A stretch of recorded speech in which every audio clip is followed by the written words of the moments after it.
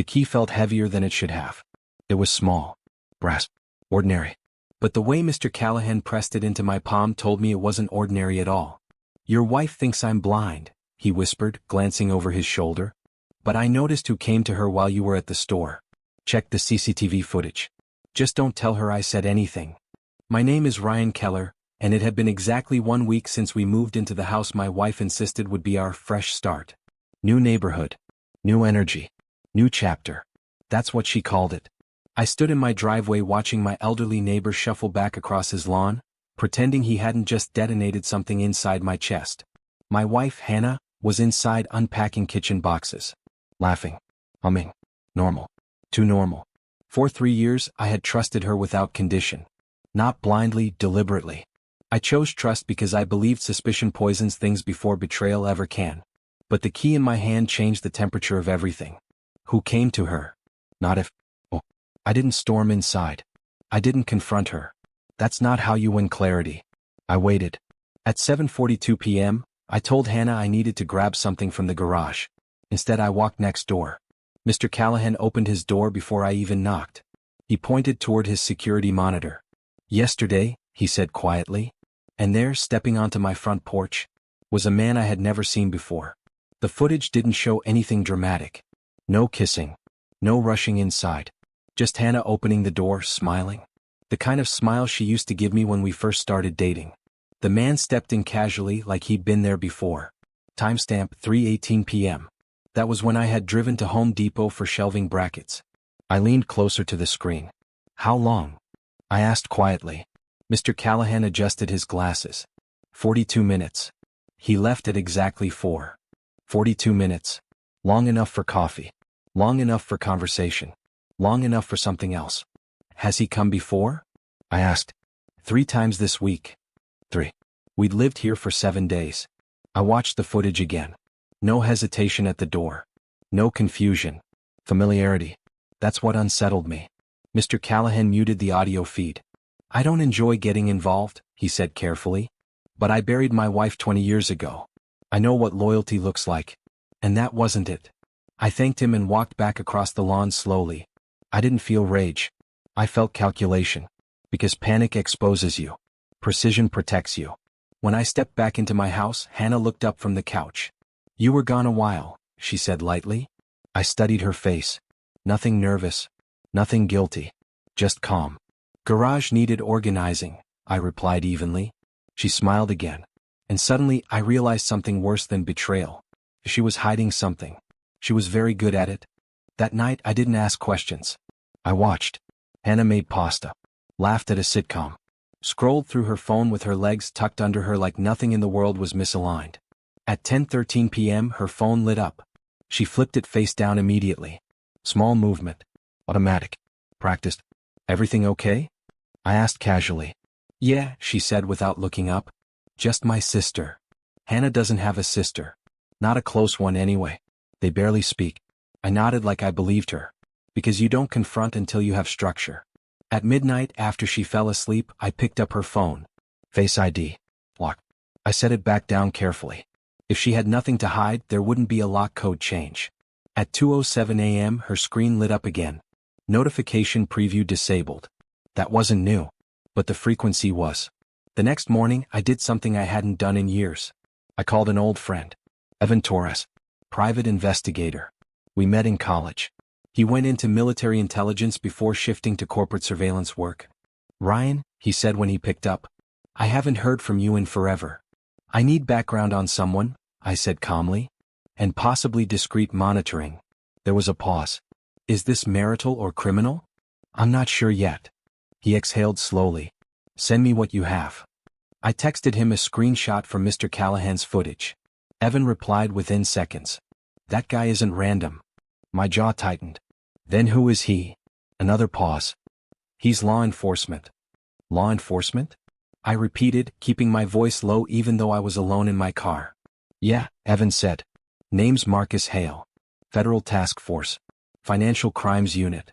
Not the kind of guy who makes social visits." My grip tightened on the steering wheel. Financial crimes. That didn't make sense. I don't gamble. I don't run side businesses. My income is clean, documented, boring. What kind of cases? I asked. Asset tracing, fraud networks, hidden accounts, stuff that involves shell companies and offshore transfers.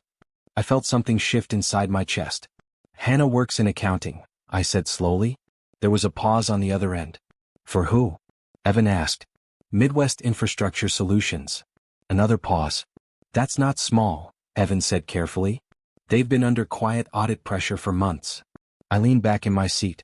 Are you telling me my wife is being investigated?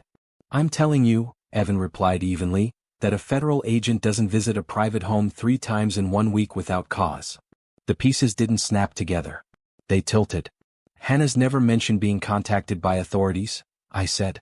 That doesn't mean she wasn't. Silence settled between us. If he's investigating her, I said slowly, why not come directly to me? Because either she's cooperating, you let that hang, or she's not the target. I stared at my reflection in the windshield. If she wasn't the target, then who was? And why was a federal agent walking into my house while I was conveniently out buying hardware? When I got home, Hannah was on the patio, smiling at her phone again. For the first time since we moved, I didn't see my wife. I saw a variable I hadn't accounted for. That evening, I didn't wait for midnight. I waited for opportunity. At 8:26 p.m., Hannah stepped into the shower and left her phone on the kitchen counter. Face ID still locked. But she'd grown comfortable. Too comfortable. Her laptop sat open at the dining table. Screen asleep. I moved calmly, not rushing, not fumbling. Precision. The laptop unlocked without a password prompt. That was mistake number 1. Her email was open. I searched one word. Hail. 2 results. Both encrypted attachments. Subject line, internal disclosure draft or revised. My pulse slowed instead of rising. Disclosure. I opened the second email. Marcus, if I move forward, I need written assurance my husband will not be implicated. He has no knowledge of the discrepancies. My chest tightened. Discrepancies. The funds were rerouted before I joined the department. But I can trace the final authorization chain. If I testify, I need protection in writing. Testify. My wife wasn't being investigated. She was cooperating. And she was protecting me. The shower turned off. I closed the laptop exactly as it had been. When Hannah returned, hair damp, she smiled at me. You okay? She asked softly. Yes, I said honestly. For the first time all week I was. Because this wasn't betrayal. This was strategy. But one thing still didn't sit right. She was cooperating with federal investigators. Why hide it from me? And why did Agent Hale visit only when I was gone? Either she was protecting me from something, or she didn't trust me with the truth. And those are very different things. The next afternoon I didn't go to the store. I didn't leave the house. At 3:12 p.m. the black sedan pulled up again. Right on schedule. Hannah glanced at me from the kitchen. I might step out for a bit, she said casually. Need to grab something. I held her gaze. No rush, I replied evenly. The doorbell rang. She froze for half a second before walking toward it. When she opened the door, Agent Marcus Hale stood there in plain clothes, calm, unreadable. He stepped inside. This time I didn't hide. I walked into the living room deliberately. Hannah's face drained of color. Ryan, you're home. I live here, I said quietly. Marcus studied me, measuring. Mr. Keller, he said evenly. I was hoping to speak with you eventually. Eventually. So speak, I replied. Silence stretched. Hannah's breathing had shifted, not guilt, not fear. Protectiveness. Your company's subcontractor accounts were used as a routing layer, Marcus said calmly. Funds tied to an infrastructure fraud case passed through systems linked to your professional license. My jaw tightened. That's impossible. I agree, he said. Which is why your wife came to us. I looked at Hannah slowly. You thought I was involved? I asked. No, she said immediately. I thought you were exposed. There it was. Exposure. Why hide it from me? I asked quietly. Because if someone was watching, she replied, I needed you to look unaware. Marcus nodded slightly. You're not the suspect, Mr. Keller? Then who is? He held my gaze. The person who recommended you for that subcontract. And suddenly, I knew exactly who that was.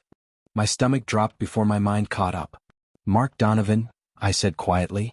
The man who'd brought me into the infrastructure contract last year. The one who said it was easy consulting money. The one who insisted on routing payments through layered vendor accounts for efficiency. Marcus didn't confirm it verbally. He didn't need to. Donovan's firm has been under quiet audit for months, he said instead. We traced a pattern of mid-tier consultants being used as clean transit points. Your credentials made you credible. I felt the insult settle. Credible. Meaning trustworthy. Meaning exploitable. I reviewed every contract, I said evenly. Nothing looked abnormal. Because you weren't looking for layered routing beneath subcontract shells, Marcus replied. He was. Hannah stepped closer to me. I found inconsistencies during quarterly reconciliation, she said softly. Small. Fractional. But consistent. And instead of telling me, I said quietly, you contacted federal investigators. She held my gaze. If you confronted him prematurely, he would have erased everything. I needed time. Time. The same time she'd spent meeting Marcus while I was conveniently at the store. Am I legally exposed? I asked Marcus. No, he said firmly. Your signatures weren't tied to the transfer authorizations. Donovan used your vendor ID as credibility, not control. That almost made me laugh. He used my reputation. And assumed I wouldn't notice. When do you move on him? I asked calmly. Marcus studied me carefully. We already have. My phone buzzed. News alert. Local contractor arrested in federal fraud investigation. Mark Donovan. I looked at Hannah. You were protecting me, I said quietly. She nodded once. Yes. The neighbor's key hadn't exposed betrayal. It had exposed something else. Preparation. The news cycle moved fast. By morning, Mark Donovan's face was everywhere. Fraud, embezzlement, misuse of federal infrastructure funds. Analysts called it, a long-running shell network finally collapsed. No mention of me. No implication. Claim. That part mattered. Marcus closed his notebook on our kitchen table. You were leveraged, not involved, he said. Your wife made sure of that. He left quietly. No dramatics. No handshake of gratitude. Just closure. When the door shut, Hannah stood there like she had been holding her breath for a week. I should have told you, she said softly. Yes, I replied. Not angry. Just honest. I didn't know who I could trust, she continued. If Donovan suspected you knew, he would have buried everything and blamed you. And you didn't want me reacting emotionally, I added. She nodded. You would have confronted him. She wasn't wrong. I stepped closer. The next time you protect me, I said quietly, do it with me, not instead of me. Her shoulders lowered for the first time since we moved in. I was scared, she admitted. Not of you. Of losing you. I believed her. Because betrayal hides. Fear doesn't. Later that night, I returned the brass key to Mr. Callahan. Everything all right? He asked. Yes, I said calmly. It was. Because sometimes what looks like secrecy isn't deception. It's strategy. And the most underestimated person in any situation is the one who stays still long enough to see the full board before moving. My name is Ryan Keller. They thought I was just a clean consultant. Turns out, I was the wrong man to use as cover.